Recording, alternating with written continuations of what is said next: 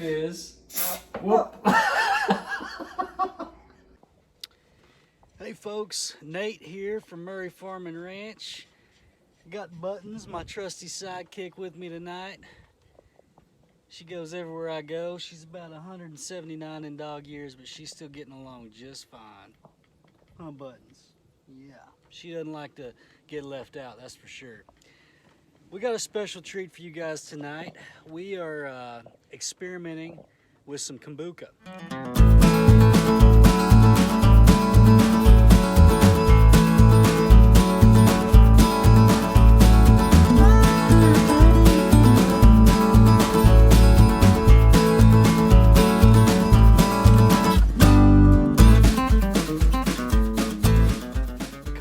Is a fermented tea that, fermented foods have been kind of taking over. There's a lot of press right now about how good fermented foods are for your body. And man, I'm not typically one to jump on the bandwagon, but I do work in the medical industry, and I have found major benefits from fermented foods, how they introduce good bacteria into your body. They're typically low carb and good fillers, and I'm all about the fermented food right now. And so we've been making our own kimchi. We've been, we're fermenting pickles, and we're experimenting with kombucha. And this, like I said, kombucha is a fermented tea. And so there's two parts. There can be two parts to the kombucha process. The first part is the initial fermentation, and that is where you use a tea that's got a lot of sugar in it, and you allow what's called SCOBY, that is a symbiotic system of bacteria and fungi, to begin to ferment the solution. And then after the tea has been through the initial fermentation, you can add in some fruit juice or some other sort of flavoring to flavor your kombucha, and it uses the sugar in the fruit for additional energy for fermentation, and it carbonates the drink. And so if you bottle it correctly and you add the appropriate amount of fruit or sugar, you get this carbonated situation that it just tastes excellent. But the problem with these fermented foods is they are expensive. If you want to buy them all in the store, you better be ready to pay some dollars for it. So we've been trying to experiment on making some of our own. We have an absolutely banging kimchi recipe. I mean, my kimchi is on point. And I'm hoping that the same thing happens with this kombucha. So you might be wondering, why, Nate, are you in the middle of the pasture? Well, because we've got this bush back here that is loaded with blackberries. And so what I'm going to do is I'm going to get some blackberries. I'm going to pick some blackberries to use as part of my flavoring for my kombucha. So let's get to picking, and I'll get back with you guys here in a few minutes. All right, so we're looking for these dark blackberries right here. I mean, this bush is just loaded. That's what we're looking for right here. That's gonna make some excellent juice.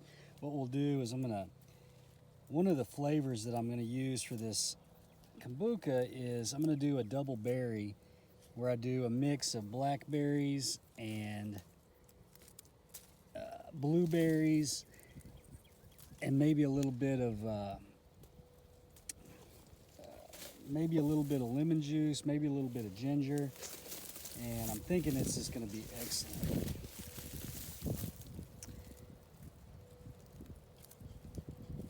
We have been doing a lot of work in our pastures, and we've been kind of getting rid of a lot of these blackberry vines. They're pretty invasive. They take up a lot of space in the pasture. They're just not very palatable to our cattle. And so we've been trying to decrease the prevalence of them out here. But I think it's a good idea to leave patches of them, because man, if I didn't have any, I wouldn't get to experience stuff like that. So I'm gonna get to picking. I'm gonna get a nice little bag full of these things. I'm glad Sam is with his Mimi and Pawpaw tonight, because that little booger, he eats them as fast as I can pick them. Woo, howdy folks, we're getting some blackberries. Got a nice little bag full of berries. I've been stuck a few times. The answer to your question is no, these are absolutely not thornless berries. They are wild Oklahoma native blackberries. These things are sticky. You get into these things, you might not get back out of them. So anyway, I got a pretty nice little bag full of really nice fresh blackberries. They're big, juicy berries. I'm gonna get these things back to the house, and we're gonna start mixing up a couple of concoctions to try our hand at making some secondary fermented kombucha. All right, folks, Nate here, back in the Murray Farm and Ranch kitchen, getting ready to start a secondary fermentation process on the kombucha that we're making. So I've got some ingredients here that I want to show you. So we've got our kombucha. This has been fermenting about 2 weeks. For our starter culture, we used this right here. That is this was from Fermentolics, and it's super self-explanatory, has really good instructions on the back. And that's how we got our starter culture going, or our starter culture, and how we got our initial brew going. And once you have that initial culture, you can keep using that SCOBY over and over and over again. So that's Fermentolics did us well.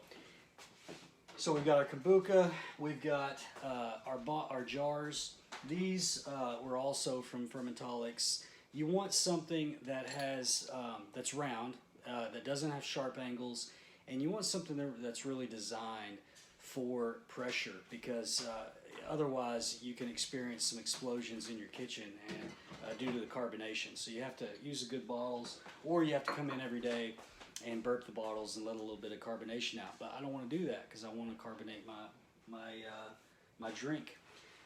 Then we've got blackberries. These are some of the blackberries that we went out and got in the pasture.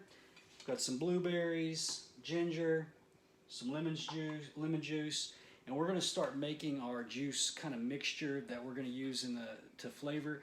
I've got plans tonight of doing 3 flavors possible, 2 flavors for sure, maybe 3. We're thinking a double berry that's going to be blueberry and blackberry combined, kind of equal parts, maybe with a little bit of lemon in it. We're going to do a lemon ginger, which is going to be just that, lemon ginger, and for the added sugar that we need, we're going to put a little bit of honey in there. And then if we've got enough kombucha left, we're going to do a strawberry banana. So let's get started. What I'm going to do here is I'm going to take equal parts for this initial flavor.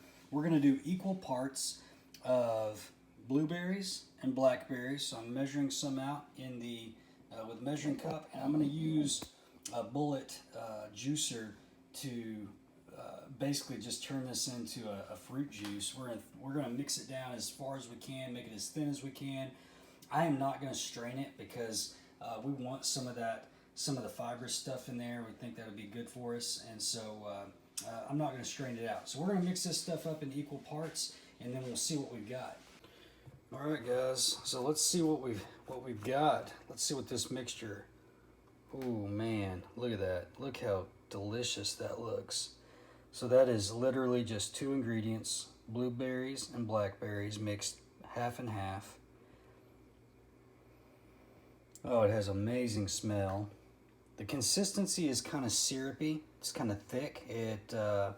And you know, because it's got some blackberries in it, there's going to be some seed.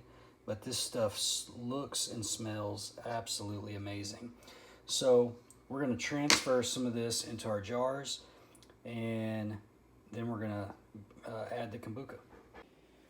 So the bottling kit that we got from Fermentolics came with this handy dandy funnel. So I'm going to use that. And oh man, look at that stuff. Oh, absolutely amazing looking. So what I was reading online was saying that you should kind of shoot for about 20 to 25% being your juice and the rest kombucha. So I'm going to get this loaded up in the jar. We're going to get several jars of this made, and then we'll do a couple of other flavors. Alright guys, so I've got 4 bottles of the blueberry blackberry mix. So we'll add the kombucha here in just a moment. Next is going to be the lemon ginger. So I'm basically going to do probably 2 or 3 bottles of this. We're just going to add a little bit of ginger, some lemon, and then for the sugar that's needed for fermentation, we're going to add a little bit of honey, and that should give the bacteria enough sugar to properly ferment and carbonate the beverage. That is straight lemon juice and ginger. So because lemons have a pretty low sugar content and really don't add a lot of sugar to the mixture, what we're going to use is we're going to use a little bit of pure raw honey for added sugar, and this is going to allow for that fermentation process, that secondary fermentation process to occur. This is a local honey. This is B-Wise out of Duncan, Oklahoma. I would recommend using a local farmer's market type honey. That supports your local farmers. That's what this is all about. So what we're going to do is we're going to add about, that should probably be about enough. About a teaspoon. About a teaspoon in there. That should be plenty. That's going to give it the sugar it needs. I've got one more bottle back here, and I think what we're going to do is we're going to make 1 test jar of strawberry bananas. I'm basically doing half and half mixture. This is going to make way more than enough mix for this 1 bottle of kombucha. However, I'm going to use what's left over in my protein shake tonight because that looks delicious. So it's all going to get used, and we'll get this mixed up, and we'll get the final steps in progress. Alright guys, so we've got our kombucha brew, we've got our jars, our little funnel, and what we're going to do here is we're going to pour our kombucha liquid in to our fruit concentrate. We're going to leave about an inch or 2 of head space.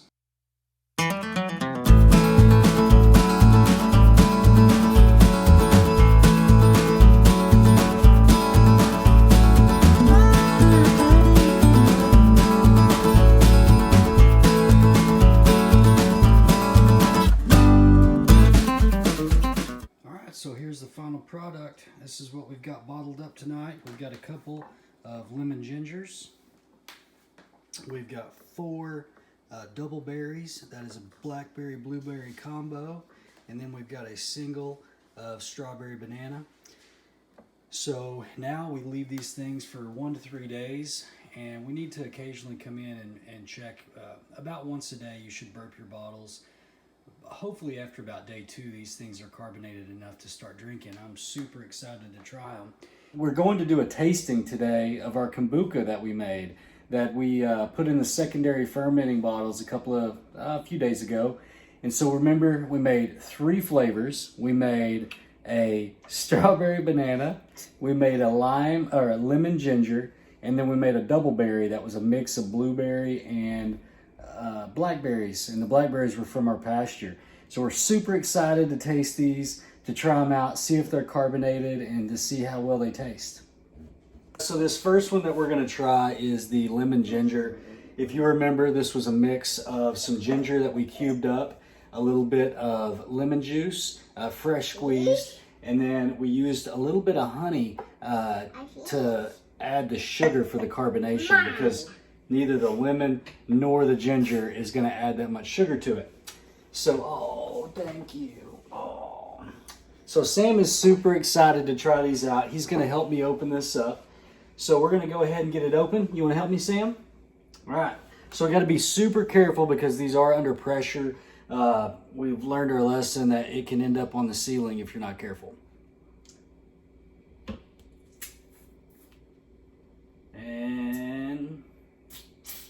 Whoop. Oh. No. No more. Did you shake it up, Sam? You did?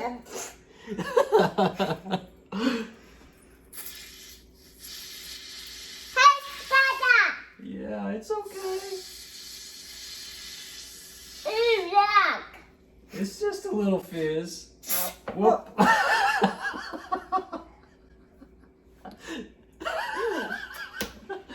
I think we'll let this one sit for just a second, and we're gonna go to the next one because I think Sam may have shook it up some. Okay, so this is the second one. This one was strawberry banana. Nana, yeah, banana. All right, so we're gonna try this one.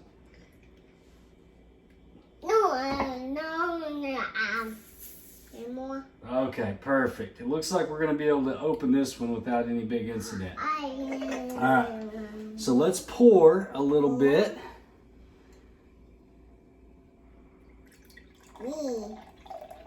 That ought to be good enough for a taste test. Whoops, Sam's jumping right in.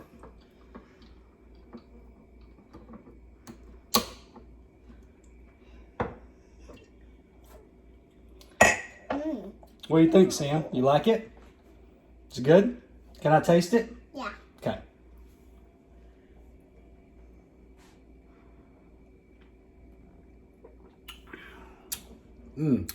Definitely has a more strawberry than banana. Has a lot of strawberry flavor to it. Let's let Mama taste.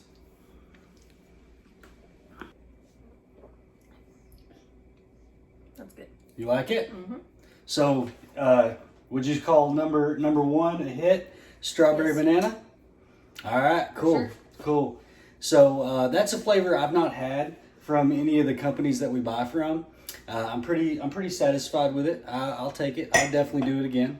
All right, so let's try our next flavor. We're gonna either open up the lemon ginger or maybe go with the double berry. So let's open up another one. All right, so take 2 with lemon ginger. We think we've let it settle down a little bit. We think it might not be a hazard to our health to open this thing now. So we're gonna give it a shot. It's definitely carbonated. You don't have to wonder if it got some fermentation going on. So here we go. Okay. All right, we got it. All right, so Sam is super excited to taste it. And pour a little bit. Okay. Oh.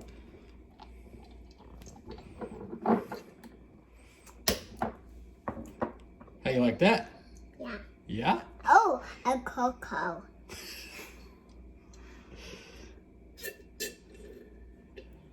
All right, let me taste. No, me- no, my. Okay. Hey. That is delish. That's really good. So my assessment is super lemonade-ish flavor. It definitely can taste a hint of ginger. Sam is digging it. Can I try? Now let Mama try. Mama's the final verdict.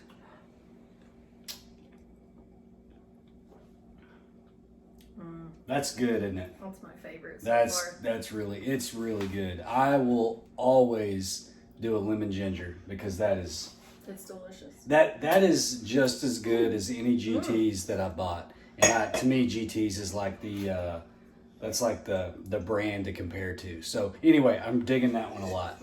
So we'll do the last one is the double berry. So blueberry, blackberry up next. So last up is the double berry. This is a mix of blueberries and blackberries. The blackberries were from our pasture, which I was super pumped about. I love incorporating as much stuff from the farm as we can into our recipes. So this one was super carbonated. I had to let off a little bit of fizz. I think I've got it set now to where we can actually safely open this thing. So let's get it open, Sam. 1, 2, 3. Whoop. And we still got some pretty decent fizz going on. Can you see that? Oh, Pop. Hey, Mama. All right, so there we go. Okay. Oh, Sam's going in to save the day. All right, so let's pour just a little bit of the double berry. Oh, no. Okay.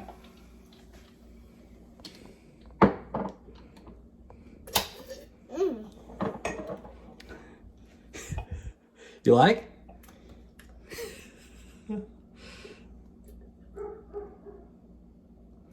You like it? Good? Let me taste.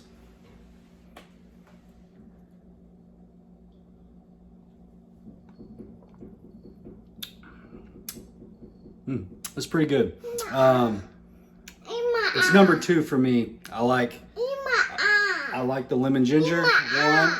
This number 2, strawberry banana 3. We'll let Sam get another taste, and then